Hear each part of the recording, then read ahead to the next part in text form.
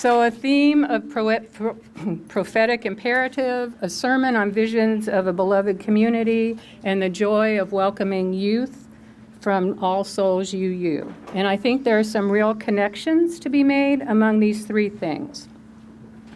Prophetic imperative. My takeaway from last week's sermon on the topic was, let your heart and your conscience propel you into action, give voice to your passions, and share them and take along as many folks as you can.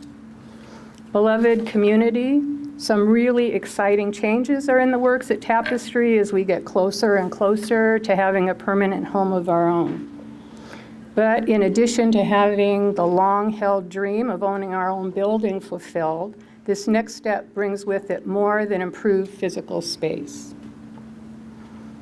It will allow us to become a greater presence, more widely recognized as one of the places in Orange County known for welcoming those who share our common values, who recognize and honor the dignity of every person, and who want to put their faith into action, both inside and outside of our walls. And it will be our imperative to welcome others to join all of our voices.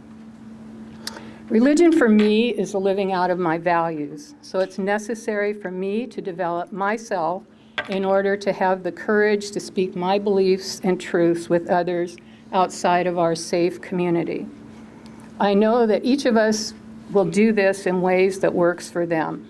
Some of us will take on the system. Some of us will work face-to-face with others. There's a need for each. Community allows space for both, and it's part of the exciting opportunity having a greater presence can bring.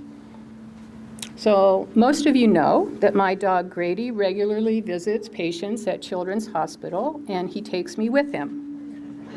And by visiting, we're not curing cancer or ending any of the myriad of problems facing our healthcare system, but I know that we're making a little bit of difference in a few lives. On our last visit this last Wednesday, we went into the room of a young girl. At first, I thought she was asleep and we turned to leave, but her mother encouraged us to come in. And I never know the reason that the kids are in the hospital, and I said that I really didn't want to disturb her. Mom said, come on in. Her doctors wanted her to stay awake, and she was having a tough time doing that. Mom thought maybe it was actually perfect timing. So Grady jumped up on her bed, and we stayed for about 15 minutes. As we were leaving, the parting words from this little girl were, thank you, Grady. This is the best thing that's happened to me all day. One person at a time. And youth, you've been given the gift of growing up in a religion that encourages you to search out your own truth, to find things that you're passionate about, and to believe in the power of your convictions to change things one issue at a time or one person at a time, all the while knowing that you have a loving community to support you on your journey.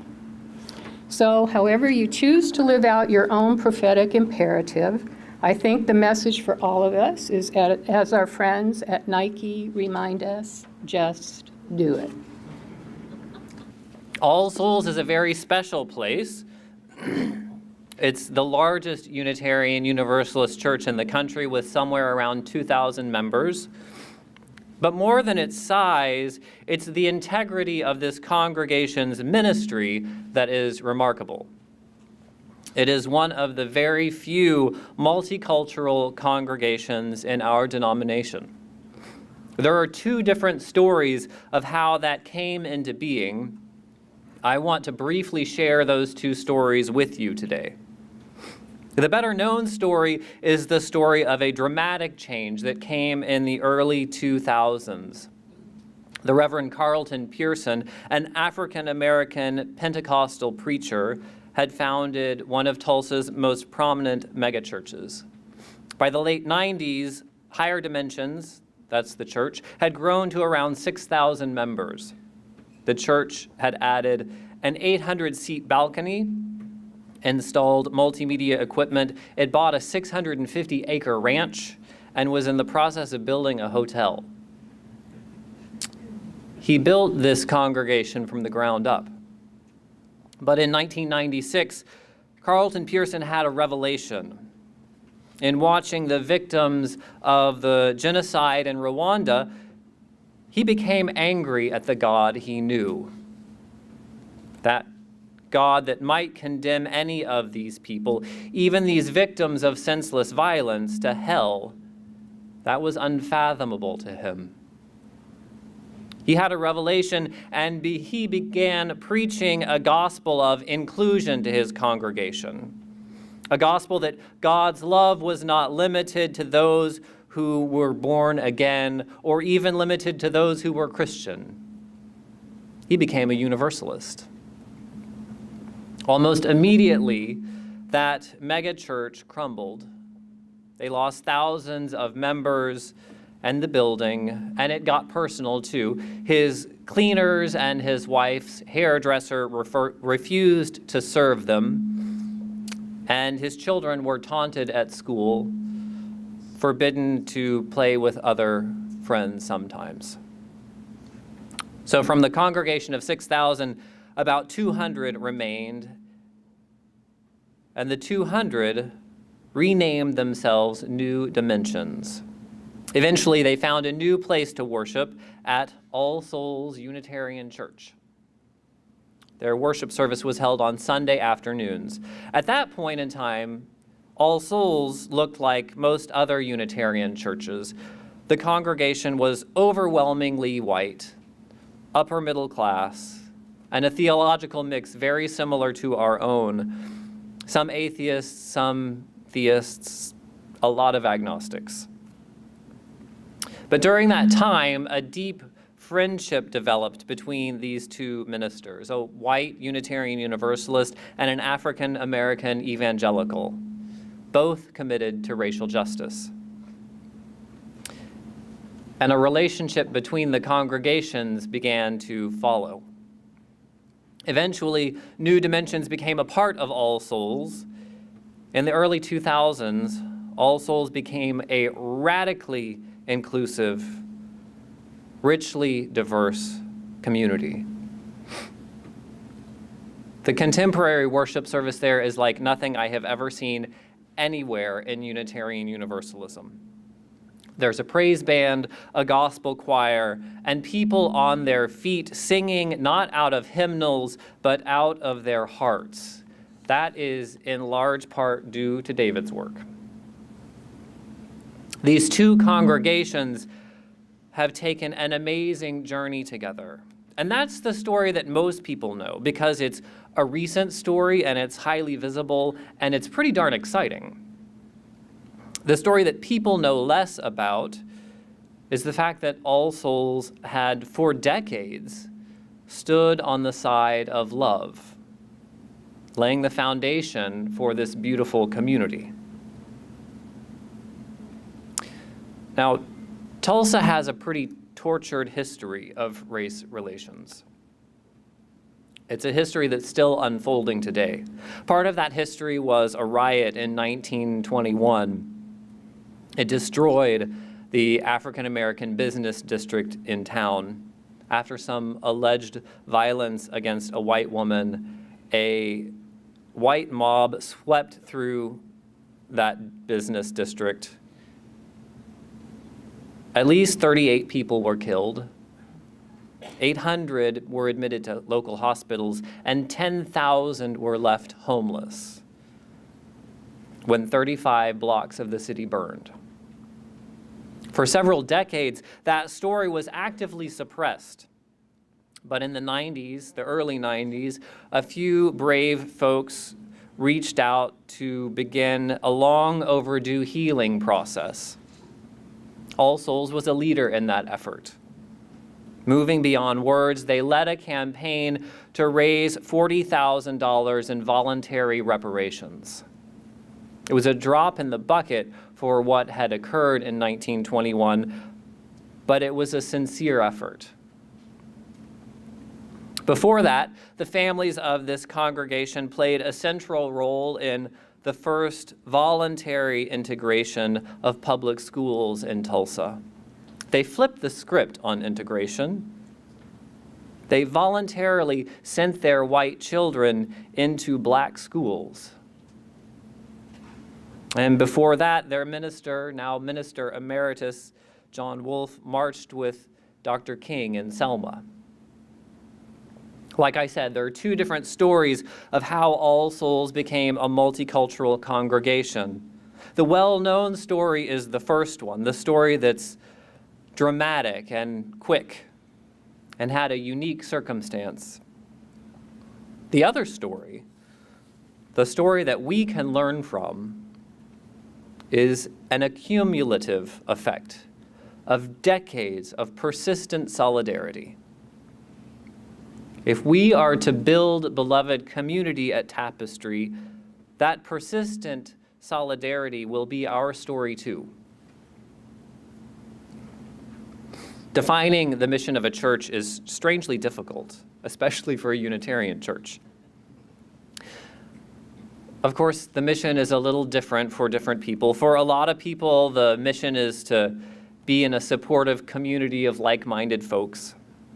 For some, it's creating justice in the world, and for others, our mission is providing a source for spiritual and intellectual growth for adults and children. All of those are true, and we accomplish all of those fairly well. I also think that a central piece of our mission is to build the world that we dream about right here and right now. Our reading earlier said that this house is the cradle of our dreams, the workshop of our common endeavor. I like to think of it as our little laboratory, a community where we can actually build it intentionally to reflect the values that we would one day hope to see in the world. So if our dream in the world is love that transcends difference, then we have to take seriously the project of building that here. If our dream is a world that takes history seriously, a world that dismantles oppression and replaces it with loving and equitable ways of living together, then we have to take seriously the project of building that here. If it's our dream for the world to have an opportunity for each person to bring their full humanity to the table, to share in the banquet, then this is our workshop to begin building that here and now. For a fairly small congregation, we make an impressive impact on the world. I don't have time to go into all the details, but between Friends of Orange County Detainees and Green Sanctuary and the Women's Rights Action Group and Race Matters, we're doing some awesome work that I am proud to be a part of. If I'm completely honest, it's also my dream to be a part of a church where difference is seen as an opportunity and diversity is a blessing. A church that doesn't just talk about how the world should be, but builds that dream within its walls. I dream of being a congregation that doesn't do justice work for people out there because it's the right thing to do, but a congregation that does justice work because we know the people impacted in our own community, the people sitting next to us in worship, the family that we share a table with at the potluck. As I wrote this sermon, I saw on Facebook on Friday Joshua Barr, another African-American man in Tulsa, was shot and killed by police. The word "another" is particularly important in that sentence, because for the past year, the city has been recovering from a different police shooting, that of Terrence Crutcher, an unarmed African-American man. As we sit here today, the anger in the city rises and the patience wanes. Immediately following this shooting Friday, hundreds of neighbors gathered on the streets where the shooting occurred, shouting the refrain, "F the police." The town's in crisis. And All Souls Unitarian Church is one of the very few institutions with the capacity to handle so much anger, pain, and loss. They're relevant, not because of their skill or their power or their money. They are relevant because they have built a network of relationships that bridge a cavernous divide. They're building beloved community where differences of race and class are embraced as opportunities to learn. The point is, relationships are powerful. They aren't just warm and fuzzy or what we should do. Building relationships with people has the power to change our world. It's incredibly slow work, but it's much deeper and much longer lasting than any legislative reform that we might pass. Beloved community is a powerful form of making justice. And I know I've talked a lot about All Souls today. We can learn a lot from them, but it's not my intention to duplicate what's going on there. Theirs is a huge organization that operates in ways that are totally foreign to Tapestry. They're also in a city with a particular history. California's history is not the same. Our differences aren't black and white. Our differences are every shade of beige you can imagine. Building beloved community that thrives on diversity is going to look different here, and I'm excited about that. We have our own journey and our own work to do. Over the past couple of weeks, I've realized how little I know about the history of California and the local history of racism and resistance. I need to do some serious studying. Hopefully we can do some of that together. There's another opportunity for learning that I hope you'll take part in.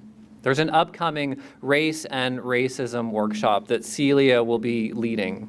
It cuts to the heart of what I'm talking about today. The workshop helps demystify some of the underlying causes, and it gives concrete skills for reaching out to get to know our neighbors. It's not quick or easy, but I promise you, literally, I promise each one of you, if you make the effort to participate, you will be glad that you did. As I think most of us know, in a little bit, we're going to gather together for our annual meeting. Annual meetings are typically very boring affairs. This year is different, though. This year, we will vote on purchasing a building of our own. We've been trying to make this happen for a very, very long time. Lynn, I think, put in, 12 hours of work yesterday? 14. This is a big project. That's just planning the meeting. It's going to be a big financial stretch for us, and we'll have to make other sacrifices as well. You'll hear a little bit more about the how during the meeting, but I want to talk about the why. Some of us are excited because it feels like an accomplishment. Years of renting and sweeping our pennies together will all pay off. It feels like we will have made it. I want to challenge you to think of something more than making it, though. Our decision to move to a larger building, stretching ourselves financially and putting a good amount of work with our own two hands into the process, isn't a final destination. It's another new beginning, a new opportunity to live into our vision. For our ministry to thrive, this move has to be about more than status or stability. For me, and hopefully for you, this move will be the beginning of a tremendous opportunity to embody our faith in deeper ways than we ever imagined. We've kind of proven that we can make it in South Orange County as a liberal congregation. And that's great. But there's a lot more that we can do. Our new home will be an opportunity to more fully live out our vision. We'll have opportunities to offer meeting space, affordable meeting space to the neighbors.